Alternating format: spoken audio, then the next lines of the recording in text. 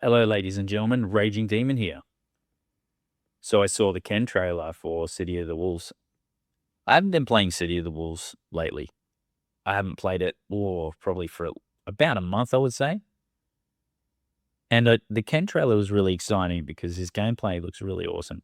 Especially one part that I saw where he's doing a Shoryuken EX move or whatever, and he cancels out into a Hurricane Kick Tatsumaki variation, which was really sick. So his gameplay does look really good. It'll be interesting to see how they tie him in story-wise with Terry, because as we've seen in CBS2, for example, there is some sort of, they do seem to know each other, right? Which, makes sense because they're both American and all Americans know each other. So it goes in, we knew Ken was coming in, we knew Chun-Li's coming in. So for this upcoming season, you got Andy Bogart, which is imminent, right? So I believe he's already in. And then you've got, I haven't looked, like I said, I haven't been playing it. Then you've got Ken coming in the summer, which would be the Northern Hemisphere summer, which would be our winter. So that's like now, sometime in the next few months. And then you've got Joe, which is a pretty cool inclusion too. That's in our spring in Northern Hemisphere autumn. Chun-Li in the, round about December, I guess. It's a pretty big one. So she's coming in the Northern Hemisphere winter and the Southern Hemisphere summer. So around December, I would say.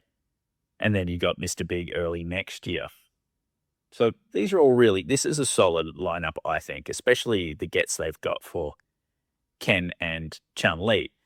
Now, no one knows who Andy is because we've seen the FGC. Well, I shouldn't say that. When Justin Wong did a little video asking people at a Smash tournament who Andy was, no one got it, which was pretty funny. But in all seriousness, Andy, doesn't have that much of a profile, and hopefully people sort of, he gets pumped up a little bit because I like Andy as a character.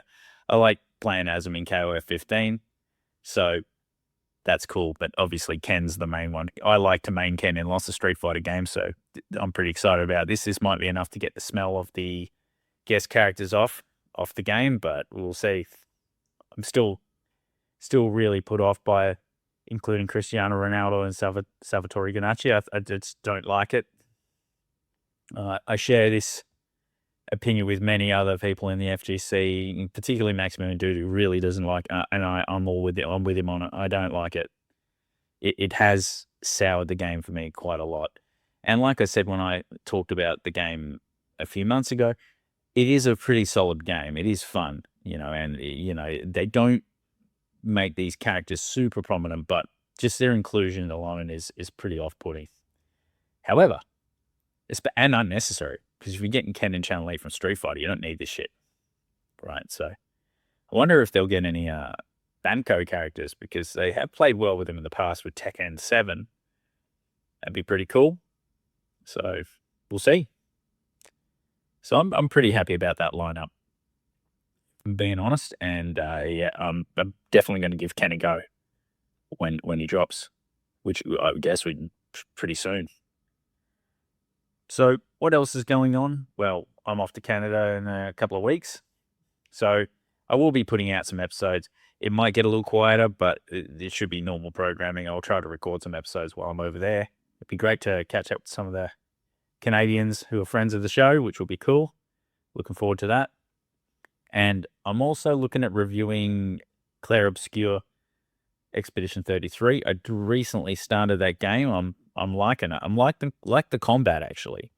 It's this great mixture between turn-based and quick time events, and I'm not a huge quick time event fan, but it isn't that much of a quick time event, really. I mean, I guess on the offense it is, but defending, they're just dodges and parries, which are pretty standard stuff in video games now, but the way they've implemented, I quite like.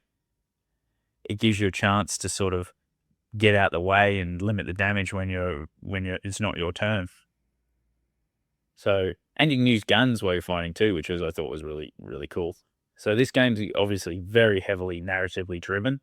It's got a very sort of deep and sort of, what's the word for it? The story is quite bizarre at first. I do it's a typical French story. But I'm digging it. It seems like it's going to be a good time. So I've put in a couple of hours already. It's like I said, I'm going to give this one a go. I might do it for Ultimate Frugal as well because it's a relatively affordable game as far as these games go.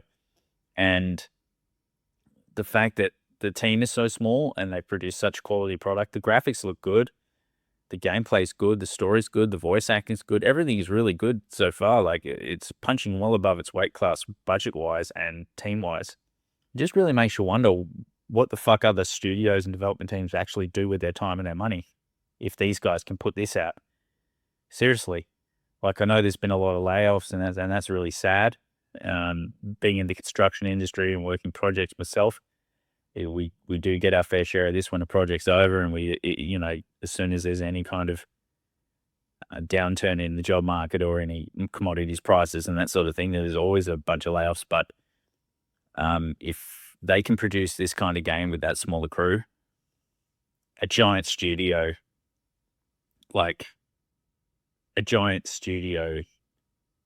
producing the dog shit we see, and using AI as well, and still having to rely on AI to make things, it's kind of, I'm wondering if the sympathy for the middle management losing their jobs is warranted, because, like, I don't mean to be, I'm trying to be a little bit of a devil's advocate. This I'm super impressed, not just with the game. If I hadn't found out this game was a big budget game, I would still be impressed by it, but it's just the size and the independent team that we're seeing produce this kind of quality.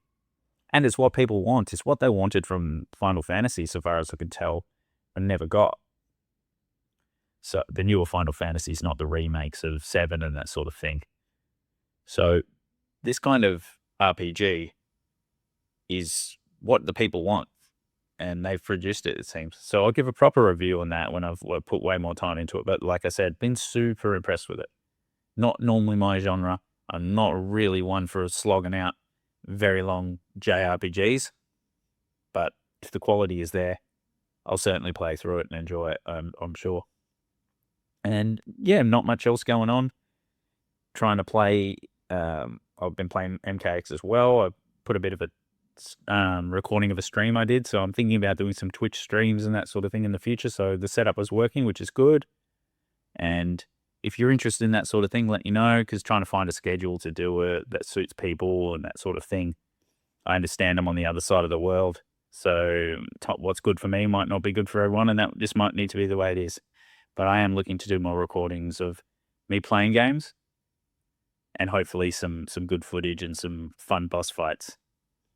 One idea I'm looking at is playing through MKX on the hardest difficulty, the story mode, culminating in a tough boss fight with corrupted Shinnok. So that will be rough. Yeah, and I just want to give a shout out to my son, eldest demon, who's he's on the cusp of beating Cuphead on the proper difficulty, obviously. So that's super impressive. I'm impressed with that. And yeah, so just give him a little bit of a shout out.